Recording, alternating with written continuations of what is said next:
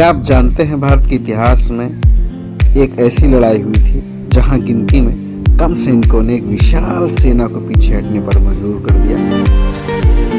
क्या आप कोरेगांव को जानते हैं?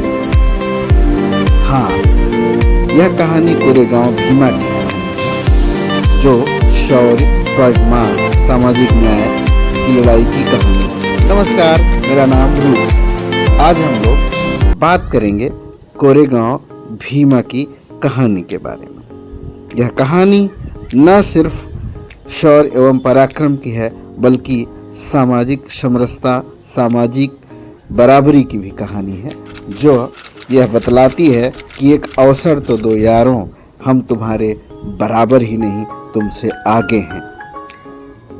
कोरेगांव भीमा महाराष्ट्र के पुणे जिले में स्थित एक छोटा सा गांव है, जो भीमा नदी के किनारे स्थित है, लेकिन इतिहास में इसका नाम स्वर्ण अक्षरों में दर्ज करा दिया गया उन महार सैनिकों के द्वारा जिनके नाम उस विजय स्तंभ पर बड़े स्वर्ण अक्षरों में लिखा गया है, जिन्हें हम सत सत नमन करते हैं। 1818 से पहले का जो भारत है वह मराठा साम्राज्य का अंतिम दौर था और सत्ता में पेशवा बाजीराव द्वितीय शासन कर रहा था। समाज में गहरी जातिगत असमानता फैली हुई थी, जो ऊंच नीच, बड़ा छोटा के भावनाओं को और तीव्र बनाता जा रहा था। मगर समाज को सेना और सत्ता से, इस समाज को यानी महार समाज को सेना और सत्ता से दूर रखा गया। कोरेगांव की लड़ाई 1 जनवरी 1818 ईस्वी को लड़ाई प्रारंभ हुई।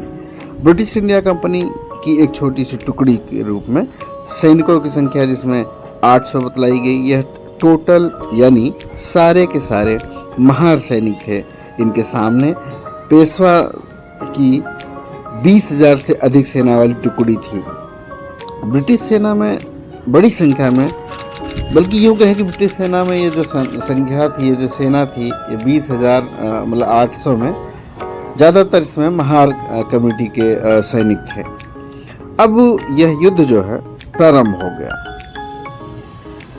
यह लड़ाई बहुत ही कठिनाई पूर्वक लड़ी गई। भारी नुकसान के बावजूद पेशवा की सेना को न सिर्फ पीछे हटना पड़ा, बल्कि मुंह की खानी पड़ी, और यहीं से पेशवा शाही के पतन की शुरुआत हो गई। यह लड़ाई खास क्यों है? क्योंकि यह सिर्फ सत्ता की लड़ाई नहीं थी, बल्कि सम्मान और बराबरी की लड़ाई थी। जिन लोगों को सदियों तक कमज़ोर समझा गया, उन्होंने इतिहास बदल दिया। यह लड़ाई दलित शौर्य की सबसे बड़ी मिसाल बन गई।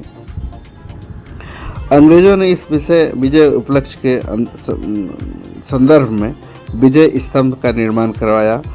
महार सैनिकों के नाम इस पे लिखे गए। आज यह स्तंभ बन चुका है स्वाभिमान और संघर्ष का प्रतीक। डॉक्टर अंबेडकर और कोरेगांव का जो गहरा संबंध है, डॉक्टर भीमराव अम्बेडकर ने इस स्थान को सामाजिक चेतना के साथ जोड़ा। हर साल 1 जनवरी को लाखों लोगों ने यहाँ आकर अपनी भावनाओं को व्यक्त करते हैं।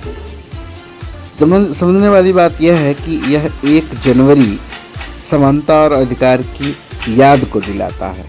प्रत्येक इस वर्ष भी लगभग 3 से 4 करोड़ लोगों ने 1 जनवरी को भीमा कोरेगांव पहुंचकर एकता और सामाजिक समरसता का संदेश दिया। एक सवाल उठता है मेरे मन में इस बात से कि क्या कितने लंबे समय से जो है कुछ विशेष जाति के लोगों के द्वारा, कुछ विशेष वर्ग के द्वारा समाज के बहुमूल्य लोगों को, बहुसंख्यक लोगों को शोषण किया जा रहा है। मैं कई बार मेरे मन में सवाल उठता है कि आखिर यह परिस्थितियाँ बदलती क्यों नहीं? संख्या में ज़्यादा होने के बावजूद भी उनकी स्थितियाँ जस की तस बनी हुई हैं। किसी न किसी रूप में उन्हें बकरे के रूप में यूज क्यों किया जा रहा है? क्या यह सही है? क्यों न एक ऐसा भारत बनाया जाए जहाँ पर सभी एक साथ मिलकर काम करें और देश को और उन्नति दिशा में ले जाएं?